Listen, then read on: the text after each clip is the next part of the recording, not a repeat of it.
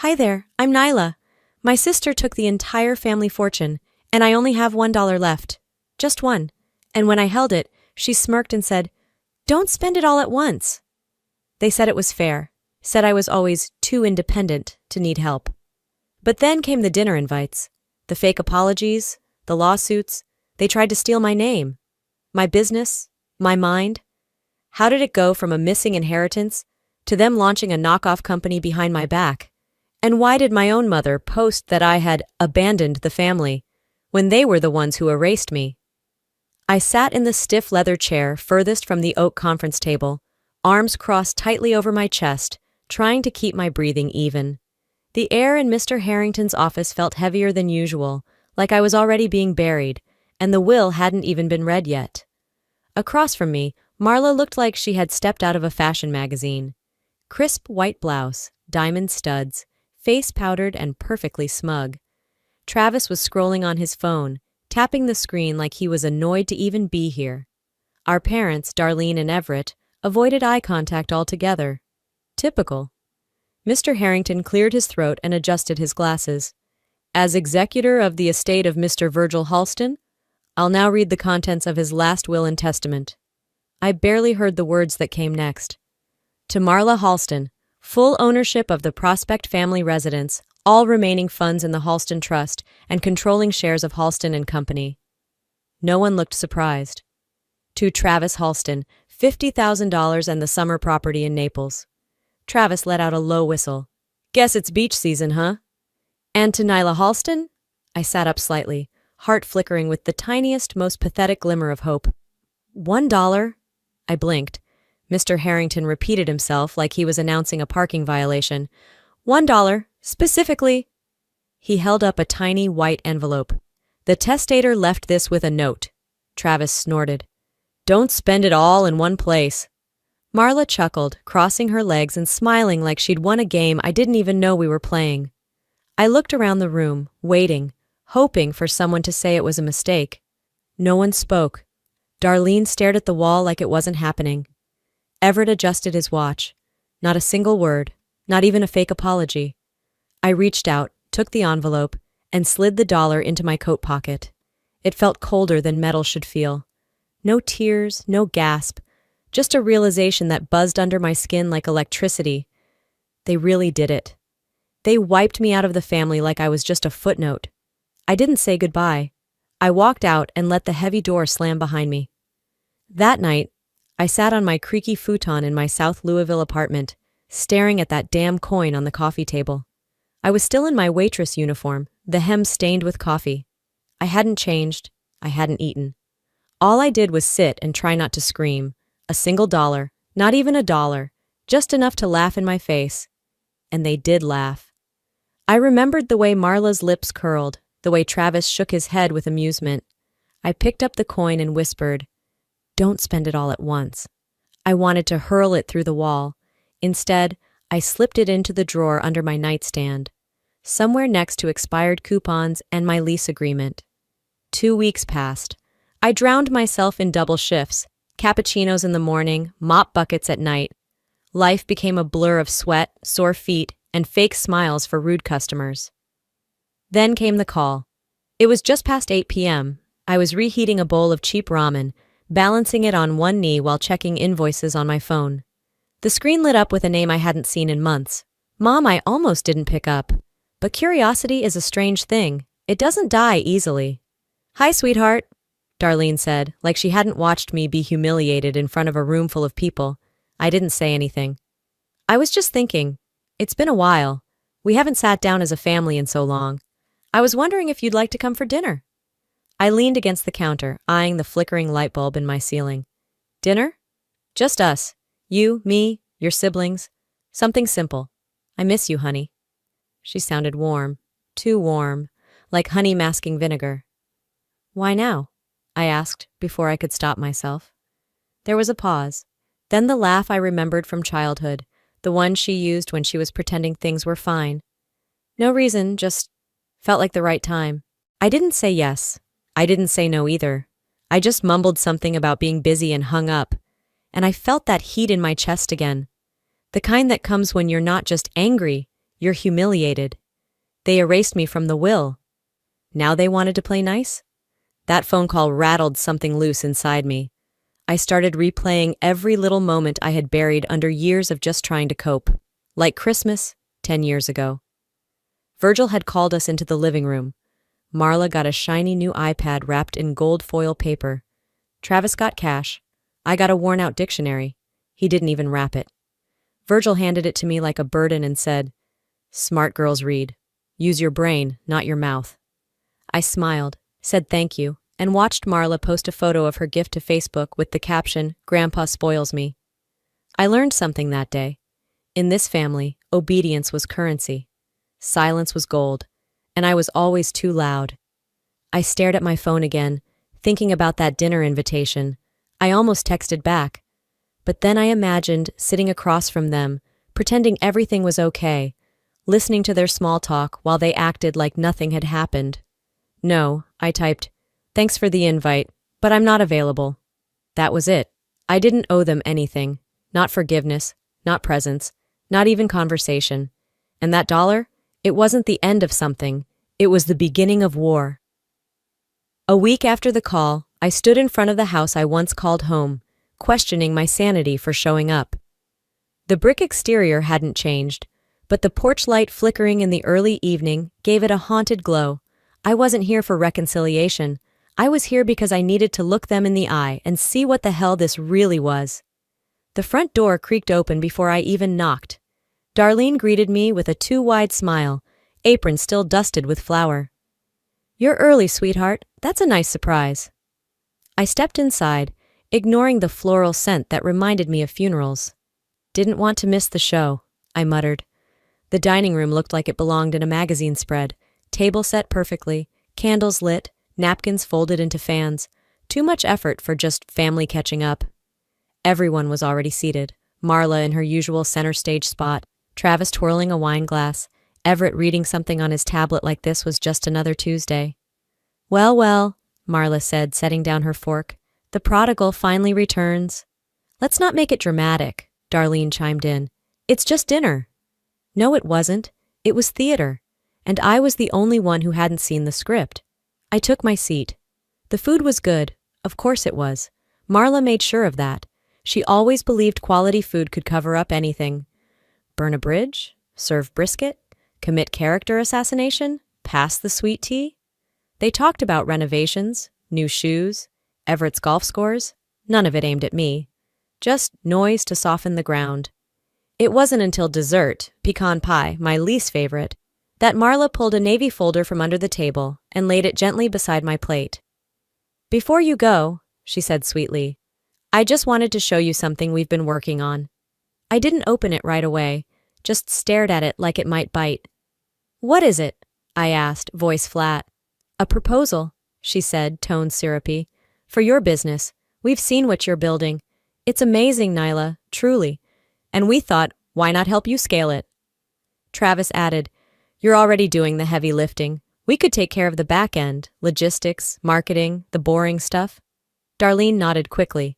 "Family helping family, honey. That's what we do." I finally opened it. Inside, a full-blown partnership breakdown. They'd mapped out revenue projections, hiring plans, supplier networks, like they'd been watching everything I'd built and plotting how to take it. They were offering me 40% of my own business. The other 60%? Split between Marla, Travis, and our parents. I looked up slowly. "So, let me get this straight. You want majority control of something you didn't lift a finger to build?" Marla smiled like she was being patient with a toddler. "We're not taking anything. We're expanding it. With you." "And keeping most of it," I said. Travis shrugged. "That's just structure. You still run things, technically." "Technically," I repeated.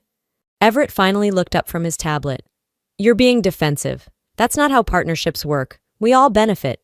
Just like your grandfather used to say, smart ones know how to share so everyone wins."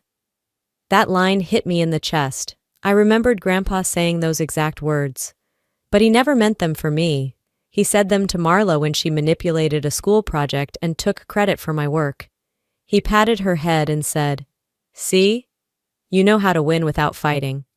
And then told me, No one likes a show-off, Nyla. Let your sister shine. I was 13. I folded the folder closed and pushed it away. I appreciate the gesture, I lied. Let me think about it. Darlene reached for my hand. Sweetheart, this is what families do. We come together. After everything, isn't it time we started fresh? My eyes met hers. She looked tired under the makeup, but not sorry, not one bit. I'll think about it, I repeated, then stood up. Marla leaned back, smug. Just don't wait too long. Opportunities like this aren't always on the table. I walked out before anyone else could speak. The sun was setting as I drove back through the old streets I grew up on. Streetlights buzzed on like they always had. The same cracked sidewalks, same rusted swing in the park. Everything familiar, but none of it mine anymore. At home, I sat on my bed, took the folder out of my purse, and stared at it for a long time. Then I shredded the contents, page by page, until all that remained was the empty shell of a proposal that assumed I was still the same girl they once silenced. But I kept the folder, not out of sentiment, out of strategy. They thought I came unarmed. Next time, I'd bring war plans of my own. The folder was gone by morning, cross-cut into unreadable strips and tossed into the recycling bin. But the words in it, those stayed. I carried them like invisible ink on my palms, faded but not forgotten. 3 days passed. I avoided calls, ignored texts, shut off notifications. My body moved through tasks at the cafe like muscle memory. Smile, serve, clock out, repeat. But at night, when the apartment settled into silence, my thoughts sharpened like knives. And then came the post. I wasn't even looking for it. I opened Facebook to check the cafe's reviews. Habit. And there it was. A photo of me sitting stiffly at the family table, eyes half-lidded, caught mid-bite. Darlene had captioned it. I tried to forgive her, but my youngest daughter just doesn't want to be part of the family anymore. Some wounds don't heal, no matter how hard you try. Hundreds of likes, dozens of comments. So sad. Kids today are so ungrateful. You're a good mom, Darlene. You did your best. Sounds like your daughter's got issues. Some I didn't even recognize.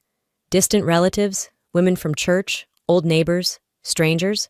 I didn't respond. I didn't like or comment or message, but I read every word, every misplaced sympathy.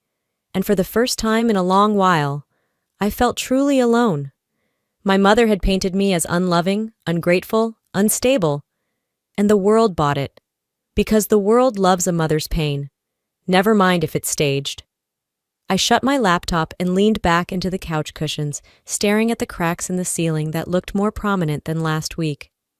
My mouth was dry, but water wouldn't fix this kind of burn. This wasn't new, just more public. I was 14 the first time she used me as a lesson. We were at a church potluck, and Darlene had been telling a story about how Marla saved a lost child at the grocery store. Except it didn't happen that way. I'd been the one who spotted the little boy crying near the pharmacy. I told the manager. Marla was on her phone the entire time. I corrected her, gently. Actually, I saw him first. Marla didn't even notice him. Darlene's face didn't crack. She smiled at the group and patted my arm. Nyla's always had a wild imagination. I was grounded that night for publicly humiliating her. That was the moment I understood. Our family didn't live together. We performed together. Now she was performing again, on Facebook. And this time she brought the whole audience with her. 2 days later, I found out how deep the knives really went. I was wrapping up a shipment list when my supplier, Leo, a wholesaler in Atlanta, sent me a message. Hey, just double-checking. You're still the only rep for Halston Reclaim, right? Got a call from someone named Marla saying she was expanding your ops. I stared at the screen, pulse thudding. No. I immediately called Paige, my part-time operations assistant, someone I had been training for months. She didn't pick up. Texted back 10 minutes later. Sorry, can't talk now. Everything okay? I messaged Leo back. Do not speak with anyone else. I'll clarify soon. The next hour was a blur. Email searches, call logs, screenshots. Then I saw it. An internal doc from our launch deck, forwarded from Paige's account 2 days ago to Marla's email. I called Paige again. She answered this time. Hey, she said lightly. What's going on? You tell me, I said. Why is Marla calling my suppliers? Why does she have internal projections I only gave you? A pause. Then, she said she was part of the family, that she wanted to streamline things and support you. I didn't know it was a big deal. You didn't know? My voice dropped. Paige, that document was confidential. You broke every clause of your NDA, and worse, you gave my business plan to the one person trying to steal it. She said it would help bring everyone together. You don't even hear how stupid that sounds, do you? I thought you wanted support. What I wanted, I cut her off, was someone I could trust. I ended the call before she could cry. I didn't scream, I didn't throw anything, I didn't sob. I sat down at my desk, pulled out a notebook, wrote 3 names at the top of a page. Darlene erased, Marla, entitled page, used. And next to those names I drew a 4th line. It was blank, but I knew what would go there eventually. They'd all made one critical mistake. They thought I'd walk away again, that I'd retreat, lick my wounds, and stay silent. But I was done playing the quiet one. I didn't have a business degree. I didn't come from money. I didn't have a backup plan. But I had rage, and I had clarity, and I had the kind of motivation that came from being thrown to the wolves and surviving. The next morning, before the sun fully rose, I made a phone call. Not to Marla, not to Paige, and definitely not to my mother. I called a lawyer. They declared war. I'd finish it, legally.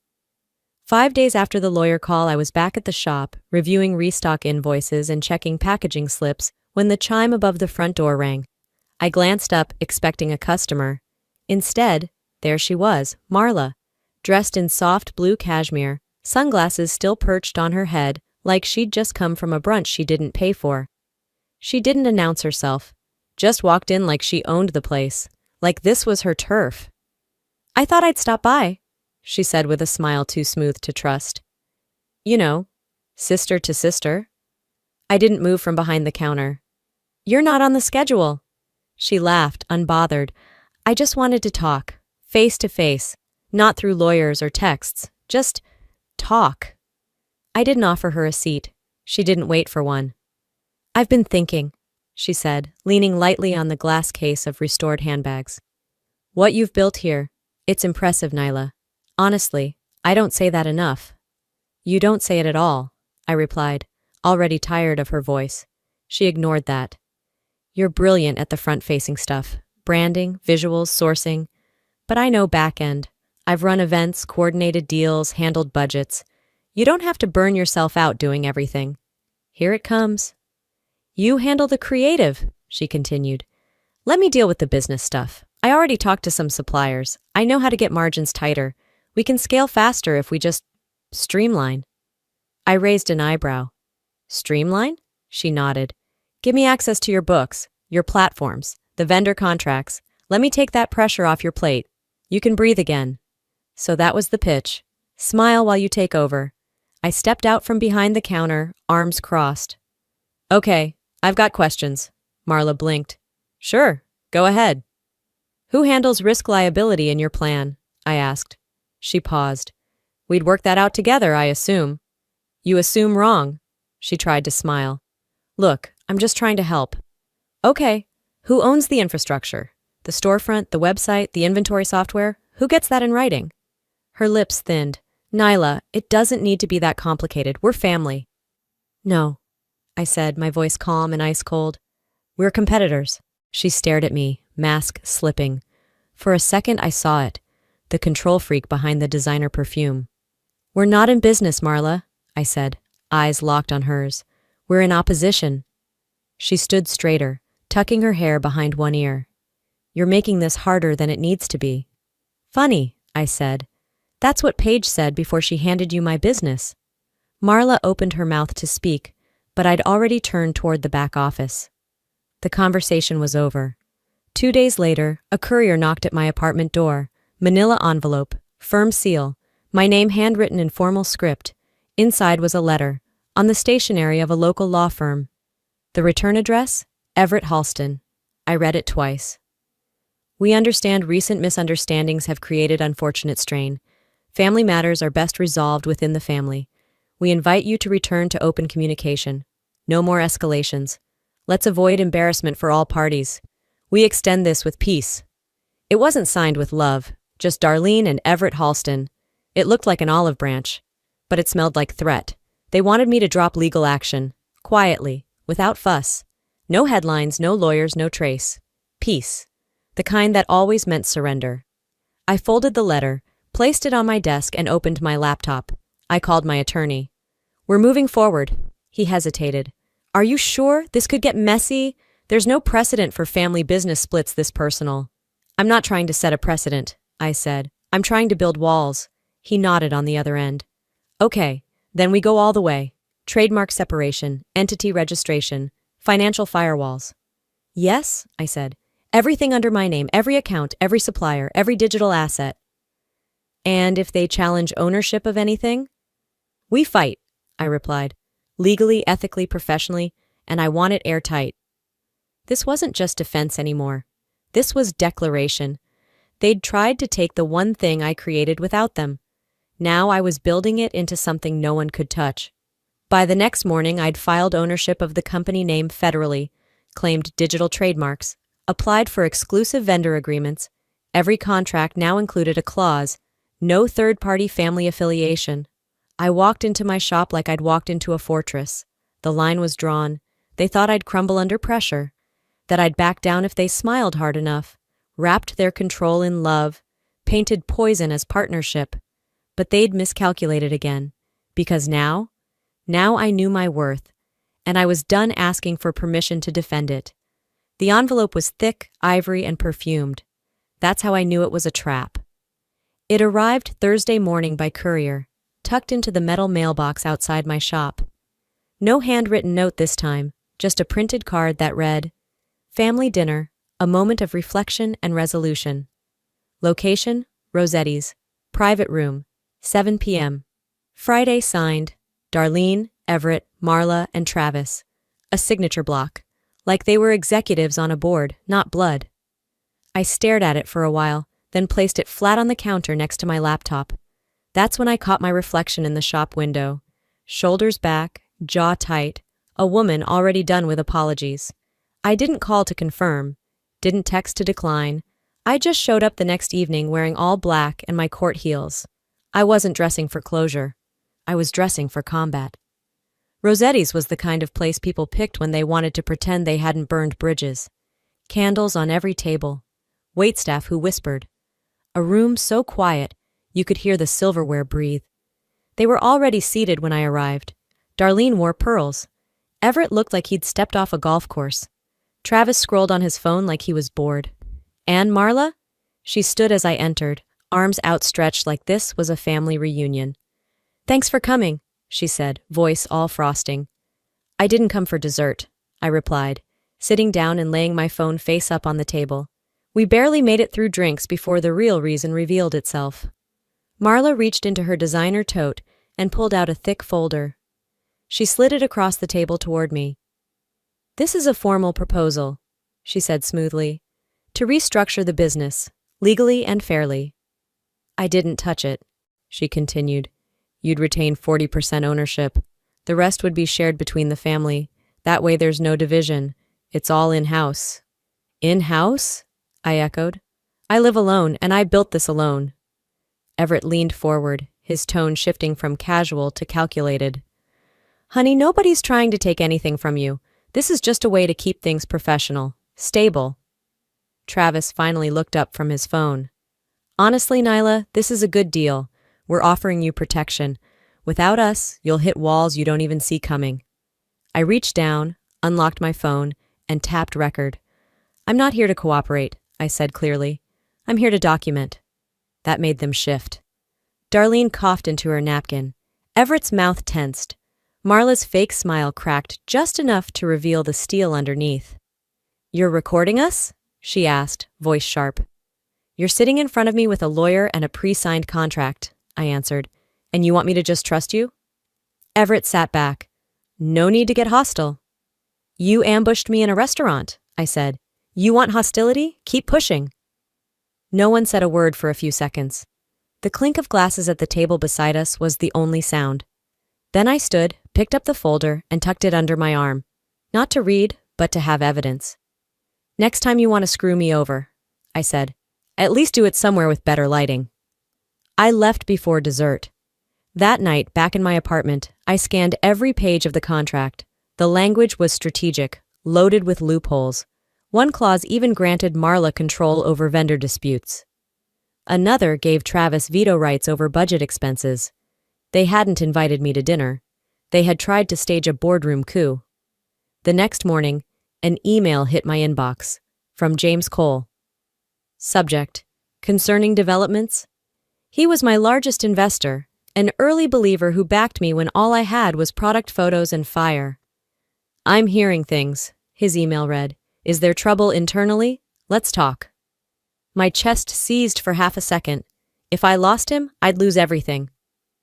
We set a Zoom call for noon. I logged in 5 minutes early, contract in hand, face steady, even though my stomach knotted. He greeted me with the same calm he always had. I didn't try to spin it. Someone tried to push a hostile restructure, I told him. I declined. I'm handling it legally. He nodded. Did you keep documentation? I held the contract up to the camera. Scanned. Time-stamped. I recorded the ambush, too. He paused for a moment, then smiled faintly. You're smart to document. Most people fold. My breath released slowly. We're still in, he added. But if they push harder, let me know. I've dealt with family sabotage before. That call ended, but the war didn't. I sent a cease and desist the next day. My attorney delivered it directly to Everett's address, certified mail, with receipt confirmation. The letter was simple. If you approach my client again with unsolicited contracts, legal threats, or familial pressure disguised as business deals, we will escalate through court.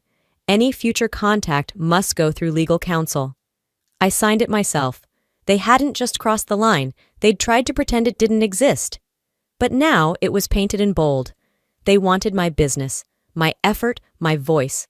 I'd rather burn it all than let them wear my success like they earned it.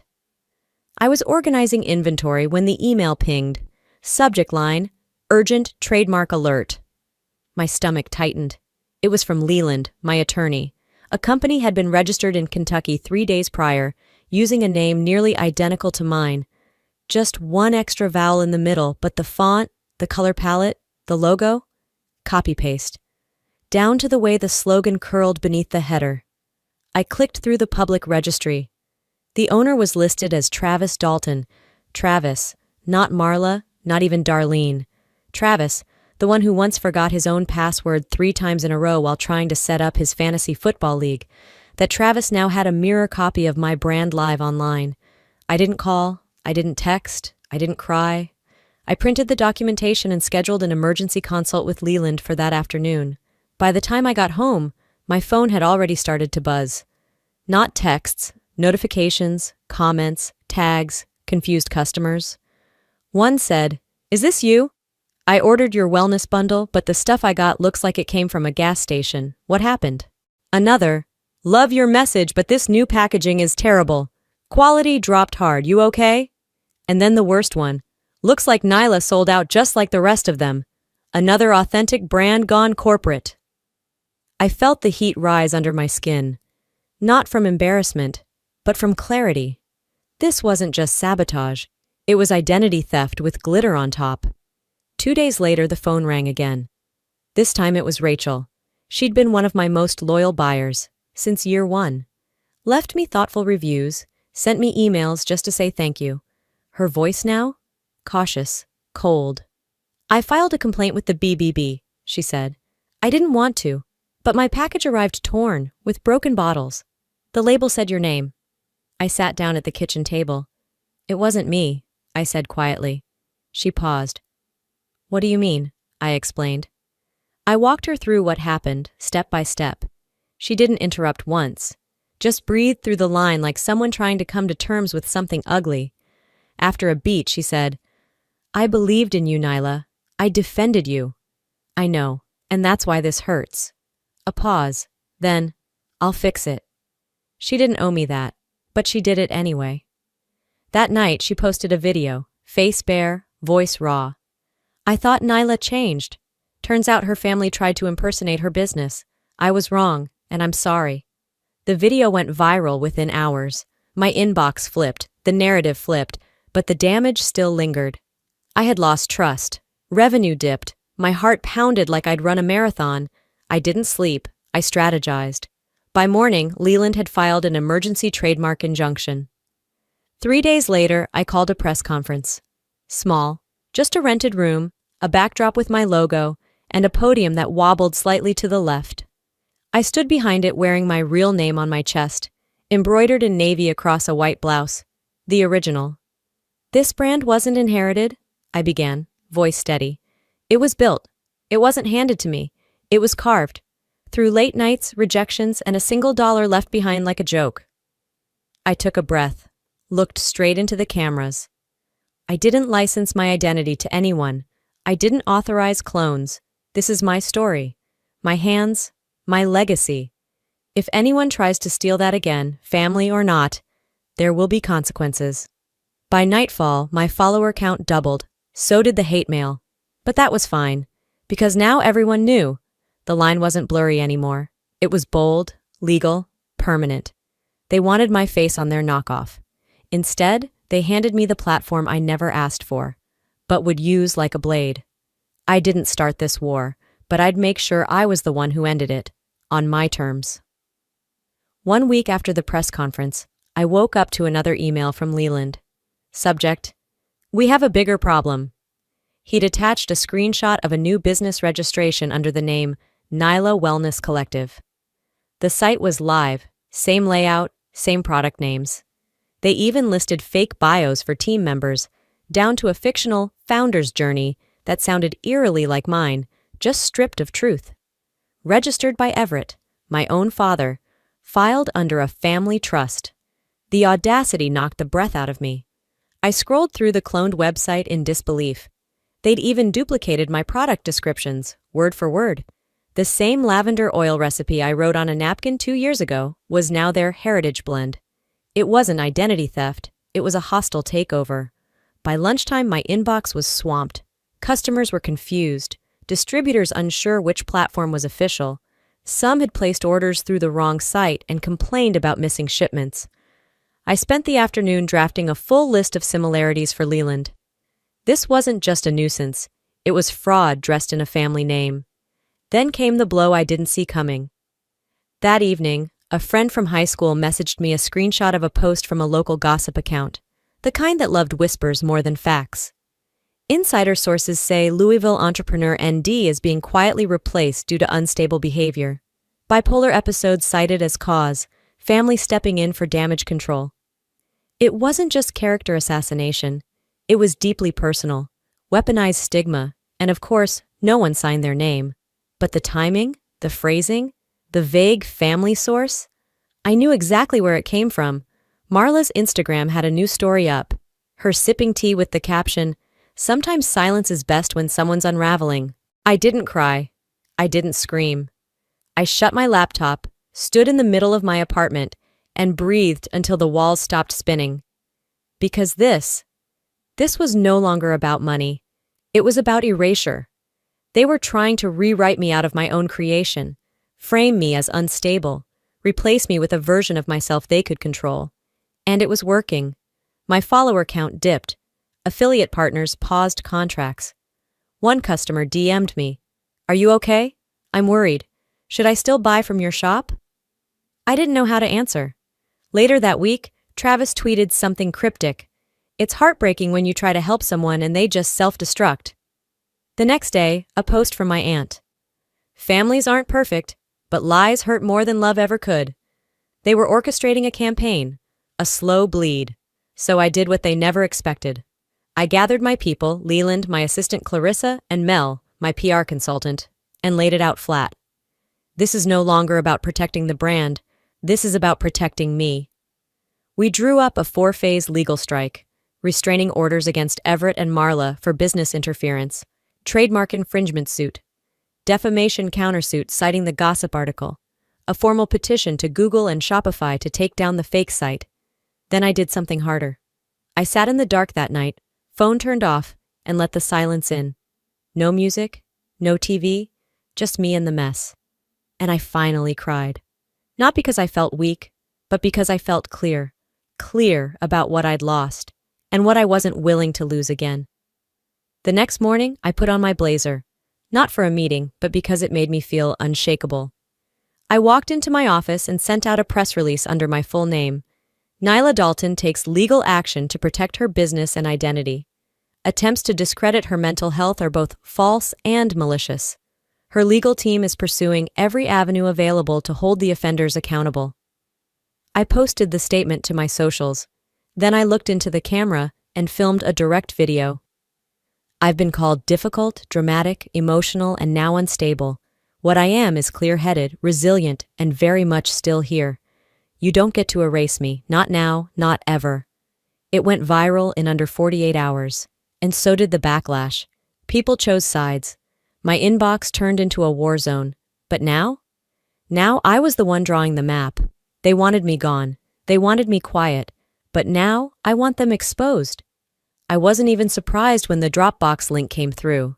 No subject line, no message. Just the cold digital silence of someone dropping a grenade and walking away. I clicked.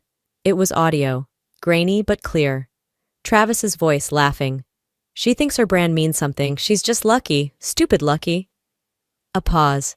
Then a woman's voice, Marla's. She got in over her head. We're just stabilizing the business. It was never meant to be hers alone. They were in a restaurant. Probably thought the noise would cover them. It didn't. I played it again, this time with my attorney listening. It's real, she said, leaning back in her chair.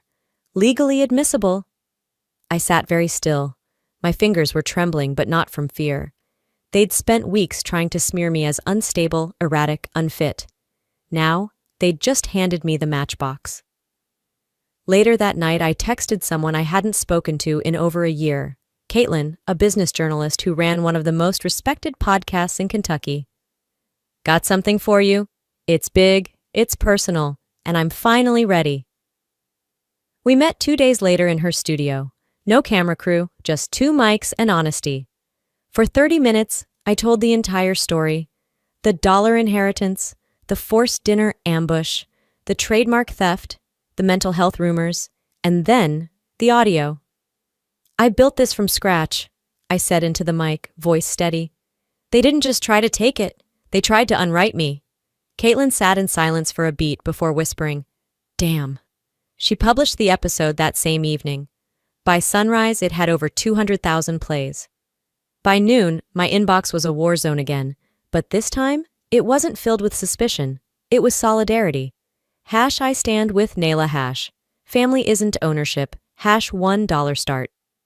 My old customer Rachel posted a video holding one of my original bottles. She didn't just build a business, she gave us something real. Don't let them take that away. And then came the tweet that flipped the narrative for good. James Cole, investor. Now that's a founder worth backing. I cried. Not in despair this time, but in relief. It wasn't just me in the arena anymore. The next step was obvious. I called my legal team and greenlit every move. A cease and desist to Everett and Marla's fake company. Formal defamation filings against Travis. A civil suit citing emotional distress and reputation damage. Requests for takedown with every platform hosting their clone site. But I didn't stop there. A local news station reached out for an interview.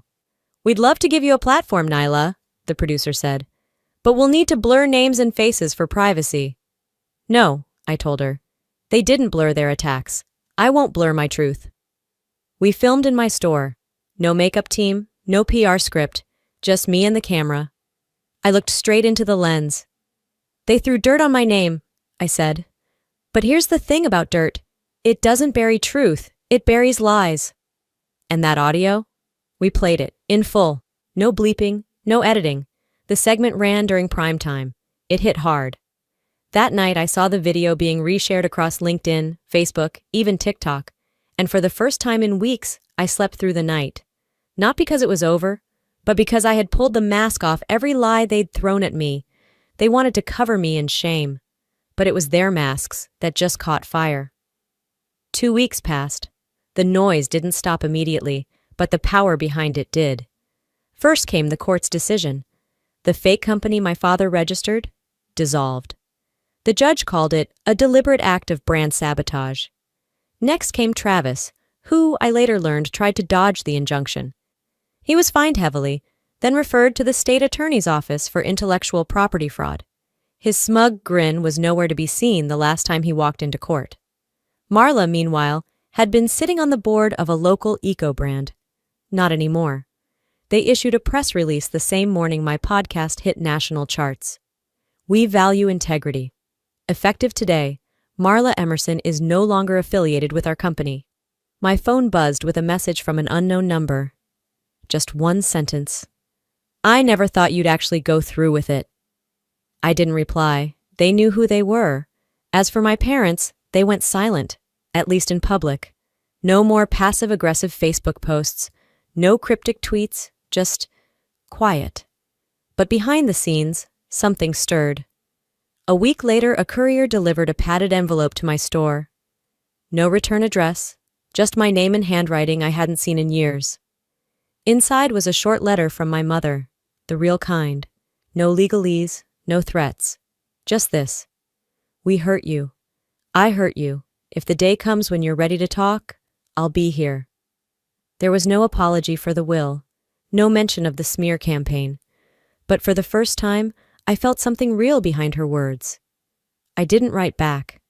I folded the letter carefully and placed it in a small wooden box, right next to the single $1 I was left with.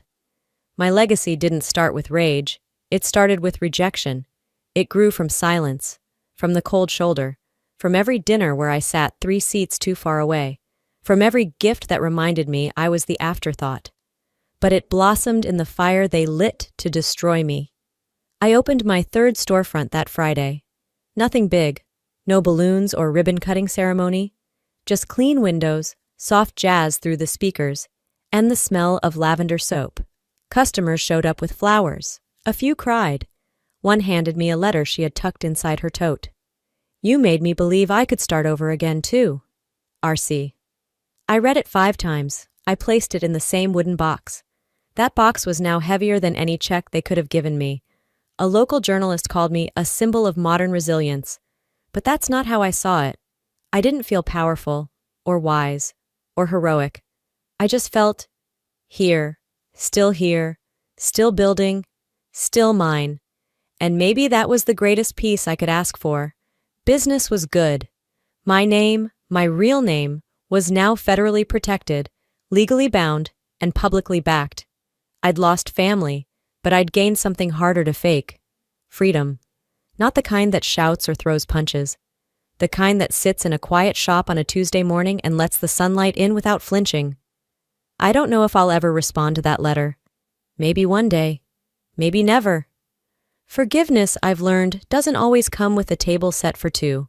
Sometimes it just means you finally stopped bleeding. They left me with $1. I left them with the truth, and I kept my name. Before we close this chapter, let me say this. If you've ever been pushed aside, called too much, too emotional, or made to feel like you didn't belong, you're not alone. What happened to me wasn't just about money or inheritance or trademarks. It was about being seen. About having your truth stripped away by the people who were supposed to protect it. But here's what I learned. You don't need permission to stand tall. You don't need the family name to build your own. And silence doesn't make you safe. It just makes them comfortable. Sometimes, protecting your peace means walking away from people who call it love, while they clip your wings. So if you're sitting in your own storm right now, wondering if it's worth fighting back, let this story be proof that your voice is more powerful than you think. Your pain does not make you weak, your boundaries do not make you cold, and your story, it's yours to write. Now I want to hear from you. Have you ever felt erased by someone you trusted? What helped you reclaim yourself? Drop a comment below, type 1 if this story hit home, or let me know where you're watching from. And if this video made you think differently about family, loyalty, or identity, share your thoughts. Let's talk about it. If you felt something watching this, anything, please consider subscribing. More stories like this are on the way. Hit that button, join this growing community, and let's keep lifting each other up. One truth at a time. Your story matters. Your voice is valid. And your name? It's yours to protect. Thanks for watching. I'll see you in the next one. Don't forget to subscribe.